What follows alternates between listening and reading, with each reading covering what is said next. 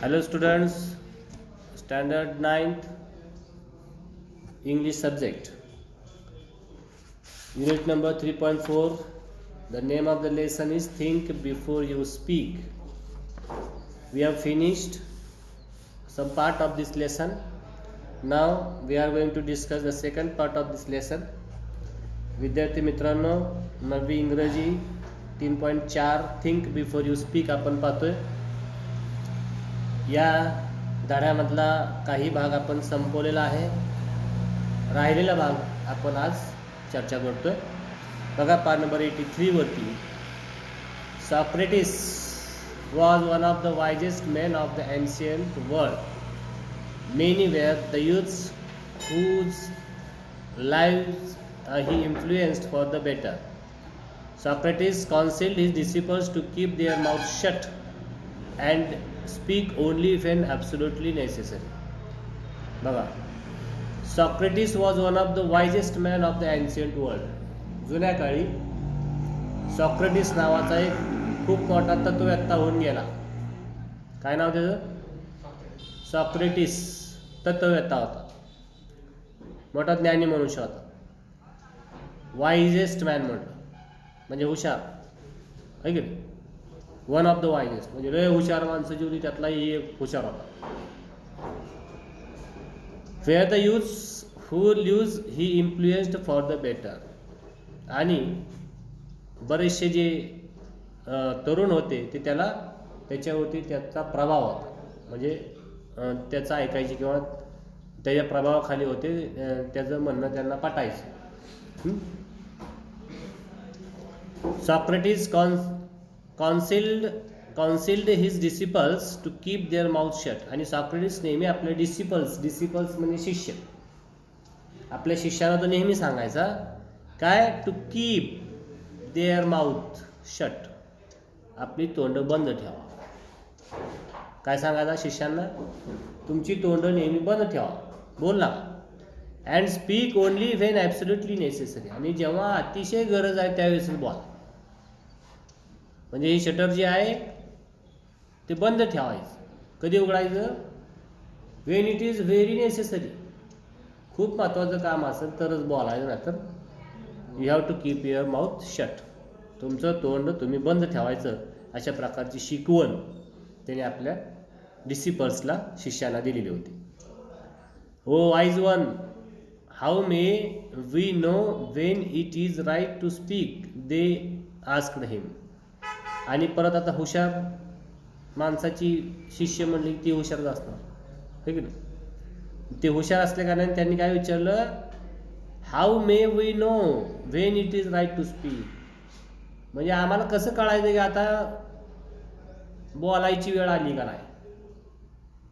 म्हणजे इम्पॉर्टंट वेळ कुठली आहे आता बोलायची, नेसेसरी वेळ कुठली आहे बोलायची, हे आम्हाला कसं कळायचं. Open your mouth to speak only after you have asked yourself 3 questions. मग सॉक्रेटिसने त्यांना सांगितलं की 3 प्रश्नांची उत्तरं तुम्हाला मिळाली की मग तुम्ही तोंड उघडायचं. म्हणजे प्रत्येक वेळी तोंड उघडायच्या आधी स्वतःला 3 प्रश्न विचारायचे. कोणते? And received and affirmative answer. आणि होकारार्थी तुम्हाला जर उत्तर मिळाले, to each of the 3 replied Socrates. आणि मग तुम्ही तो तोंड उघडायचं किंवा बोलायचं. 3 प्रश्न विचारायचे आणि त्याची होकारार्थी उत्तर आले की मगच तुम्ही काय करायचं. 10 मिनिटं चाल.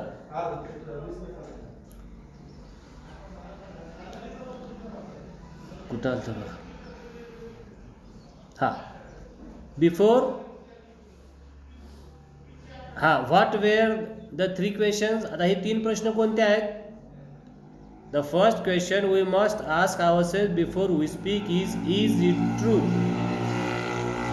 म्हणजे आपण जे काय बोलतोय त्याला आधी स्वतःच आपण प्रश्न विचारायचा. समजा एक वाक्य आपण बोलतोय तर हे वाक्य सत्य आहे का, हा पहिला प्रश्न स्वतःला विचारायचा. If we are not sure about the veracity of what we are saying, it is better that we do not utter a word. जर आपण जे वाक्य बोलत असू किंवा बोलणार आहोत त्या वाक्याविषयी जर आपल्याला त्याच्या सत्यतेविषयी खात्री नसेल किंवा ते खरं आहे का नाही हे वाक्य आपण सांगू शकत नसेल तर ते बोलायचं नाही. When we utter words carelessly, जेव्हा आपण निष्काळजीपणे शब्द बोलतो तेव्हा we ourselves become transmitted to untruth, आणि मग आपण काय करतो की अनट्रूथ म्हणजे असत्य पसरवत असतो, ज्याला आपण अफवा म्हणतो. ठीक आहे. आता व्हॉट्सॲपवरती मोठ्या अफवा पसरतात, नेहमी सारखं चालूच असते. ठीक आहे. मी मोठं विद्यापीठ होऊन बसले व्हॉट्सॲप, म्हणजे कशाचं खोटं पसरवायचं काय ना, आलं की आपण तिथं ढकलून पुढं, त्याची काय सत्यता बघत नाही, काय नाही खरं आहे का बघत नाही, काय आहे का. कारण फ्री आहे आपल्याला, 250 रुपयात मारलं की महिनाभर काय बी बोला, किती बी बोला, नॉनस्टॉप 24 तास चालू. आपल्याला काय माहीत नसतं, त्यामुळं द्यायचं ढकलून. खोटं बोलू नका, कोणी लिहिलं की आपण तसं देतो पुढं सरकून. खोटं बोलू नका लोकांना, आपल्याला आपल्यासाठी नाही. ठीक आहे. उदाहरण सांगितलं, असे बरेचसे मॅसेज मी वाचतो बरेचसे की मजेशीर असतात. पुढं बघा. The second question to ask is it pleasant. बघा, व्हेरी इम्पॉर्टंट. पहिला प्रश्न काय विचारायचा स्वतःला, is it true. Is it true, हे खरं आहे का, पहिला प्रश्न विचारला. त्याचं उत्तर होकारार्थी आलं पाहिजे, म्हणजे हो हे खरं आहे.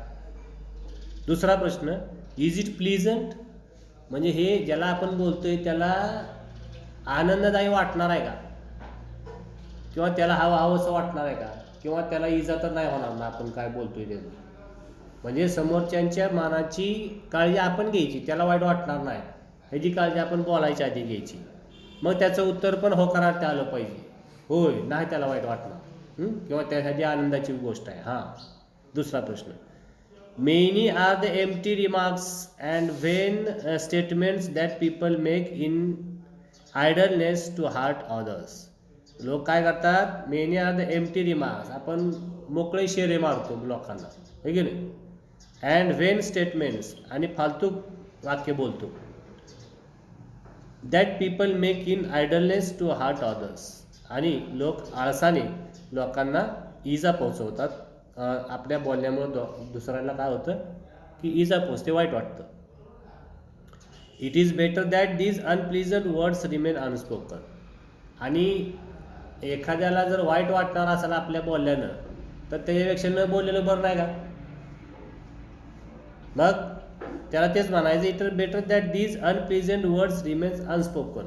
म्हणजे एखाद्याला जर त्याचं दुःख होणार असेल तर आपण बोललंच नाही तर त्याला दुःख व्हायचं काय कारण नाही, मग आपण बोलायचंच नव्हतं.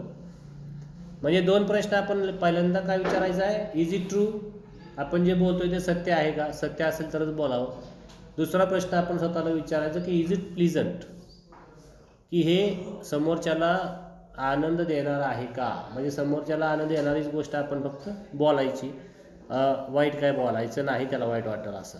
आता तिसरा प्रश्न, the third question according to the Socrates is, सॉक्रेटिसच्या मते तिसरा प्रश्न, is it useful. Very important question.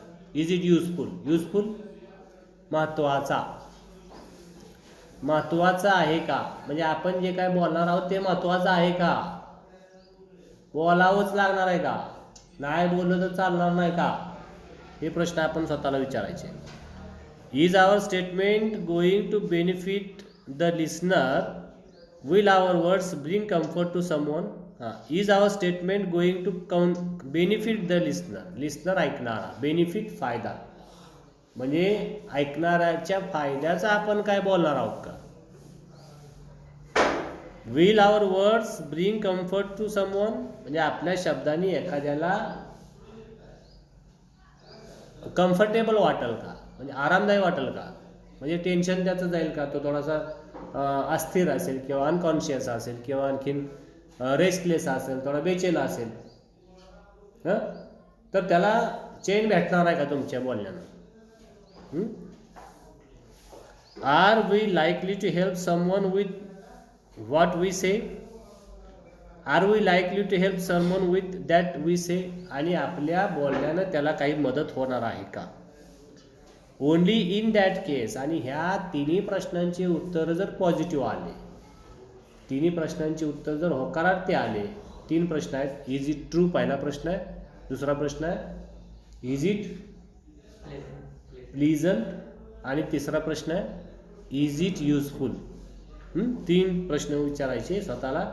तिन्ही प्रश्नांची उत्तरं जर आपल्याला होकारार्थी आली, हो मध्ये आली, म्हणजे खरं आहे हे, दुसऱ्याला त्यानं काय वाईट वाटणार नाही, आणि बोलणं आता त्याच्या फायदेशीर आहे किंवा त्याला फायदा होईल बोललं तर आपण मगच बोलायचं. Only in that case should we go ahead and speak, आणि जर अशी 3 प्रश्नांची उत्तर आपल्याला जर होकारार्थी आली तर आपण बोलावं, अन्यथा बोलू नये. म्हणून साठी या ठिकाणी सांगितलं की थिंक बिफोर यू स्पीक. जर तुम्हाला बोलायचं असेल तर तुम्ही काय केलं पाहिजे, आधी विचार केला पाहिजे आणि मग बोललं पाहिजे. तर हा पाठाचा काही हिस्सा आपण बघितला.